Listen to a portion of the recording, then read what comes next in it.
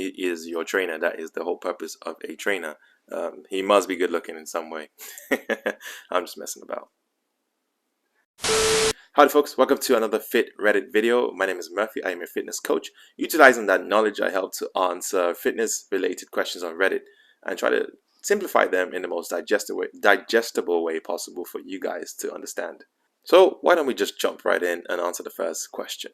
Why does my trainer tell me to bring the bar to just under my chin for lat pull downs? Pretty much everywhere online and on this sub, it says to make contact with your chest, but he tells me to bring it to a little under my chin. ATP, I'm too embarrassed to ask him. I don't know what that means. Okay. Is there a different variant of this or something?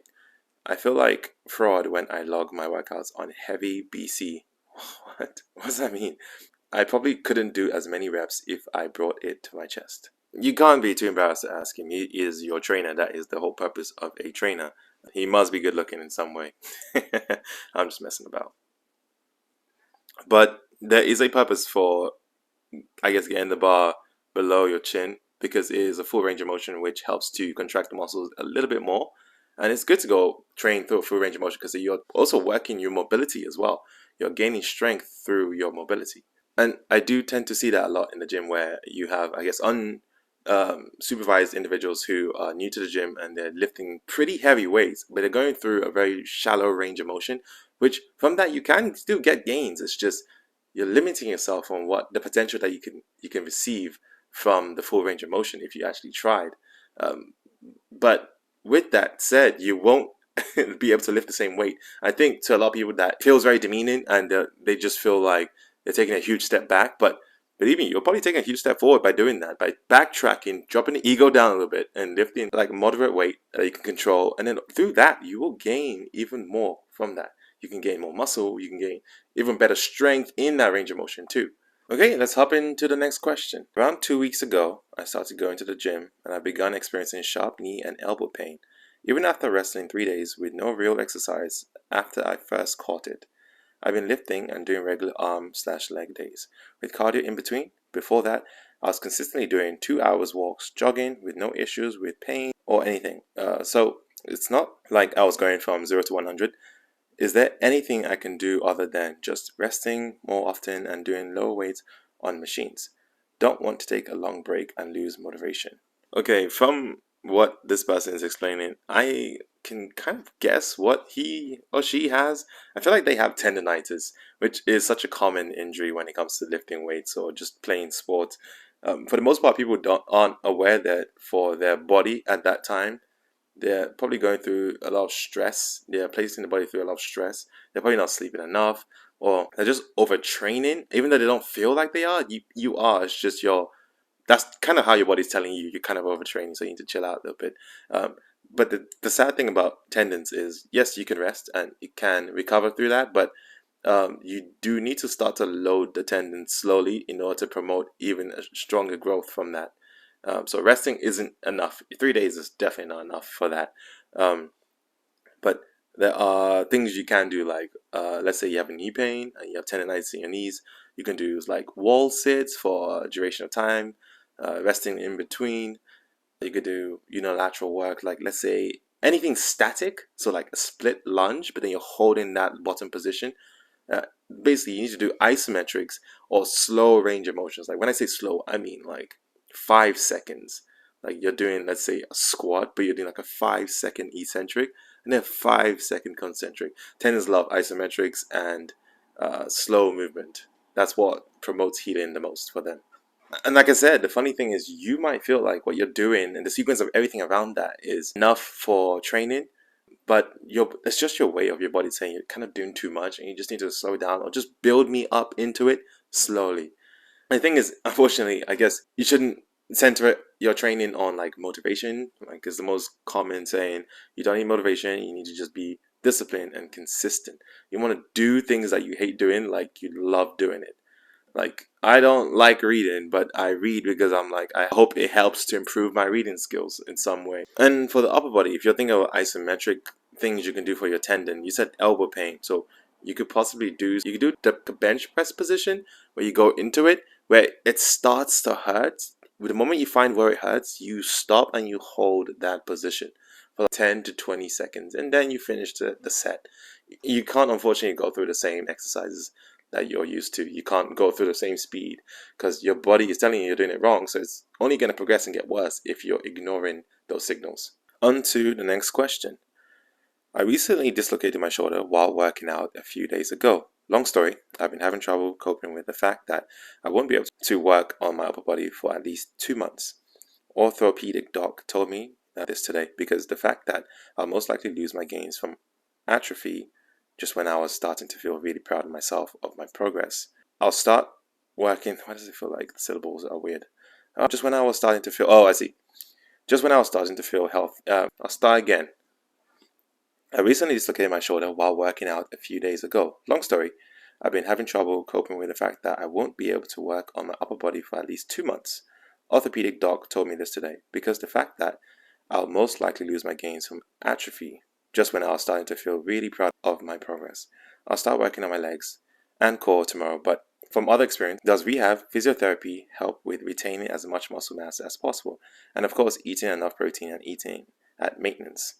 That's a question mark. I just want to know if there's anything I can do to at least not make me look like a stick figure again.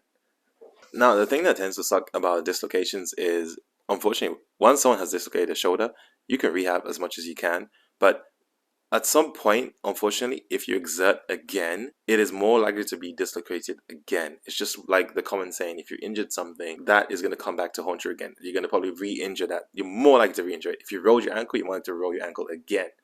And this applies to dislocations on that specific side that you have dislocated. Now, make sure you do your rehab.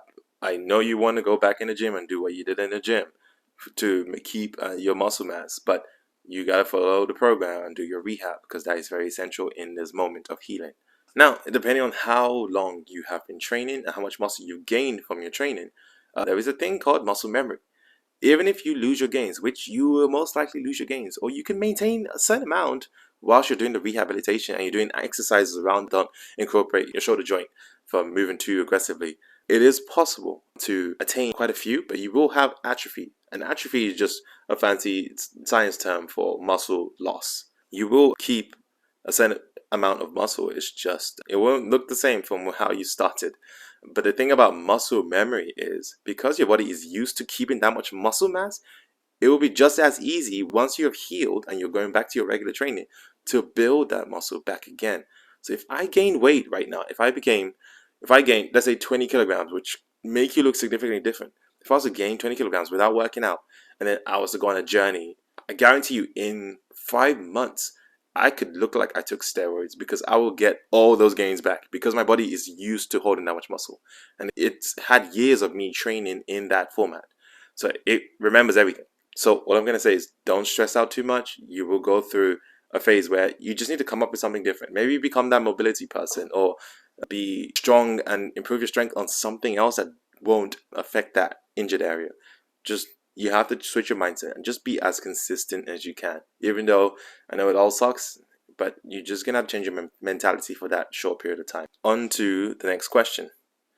At what point do squats start to get this is funny. At what point do squats start to get easier? It's been 6 years and the bar alone makes me sweat no matter how heavy I lift. And that's the same with me, honestly. Even my warm-ups make me sweat, depending on obviously how hot it is in the environment. But it does get easier. If you look back on probably when you started, I don't know how much weight you lift right now, but if you look back on when you started, you probably were sweating more bricks or feeling more tense as you were doing just a bar squat, as opposed to now how you warm up. It's just different. Your body does progress. Sometimes your mentality needs to change a little bit on how you receive it or how you acknowledge your strengths and improvements. Like a lot of my clients, let's say after a year in, they tend to not even realize the fact that they've improved. Let's say even if their weight has stayed exactly the same, which can be very demoralizing for a lot of people because they just look at the number. I try to tell them, look at the composition, how your body has changed. Have you seen how you look in a mirror now? You might be the same weight, but the way your muscle has changed in your body is different. You probably have more muscle in your leg, more muscle in your arms, more definition here and there. There are improvements. You just need to be able to keep your eyes open and acknowledge them.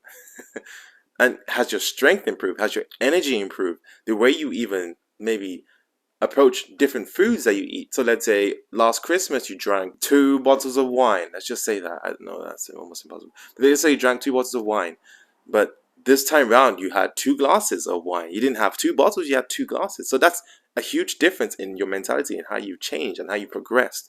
So you just need to be more mindful of all these things and just acknowledge your wins, your small wins, which will get you to the grand prize that you're always trying to achieve when it comes to fitness. We are on to the final question, and that question being, is it possible to build muscle with just body weight exercises? Yes. Any resistance training, you can build muscle, but there is a certain period of time where you will start to plateau, as in, there's only so much muscle you can gain from just doing body weight exercises. You would have to start incorporating some kind of resistance training, hence why you lift weights, because then you can always progressively overload. Let's say I'm doing body weight squats. I can start to slow the tempo down and my body will just improve, but there's only so much muscle mass I can gain from just body weight alone. You need to just change it up somehow. You would need to start lifting weights, and lifting weights is the best way to build muscle, your bone mass, your muscle mass, and have a good regulated hormonal structure just from lifting weights alone. You can regulate your insulin level.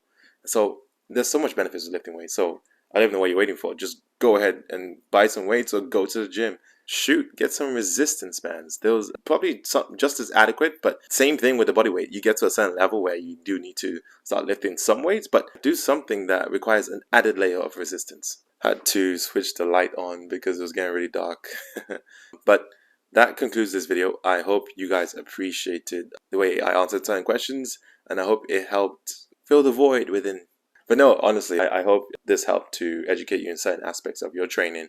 But if you have your questions that need answering, leave them in the comments below, and I shall get to them on the next Reddit Fit question video. Well then, till then, I will see you guys when I see you guys. Peace.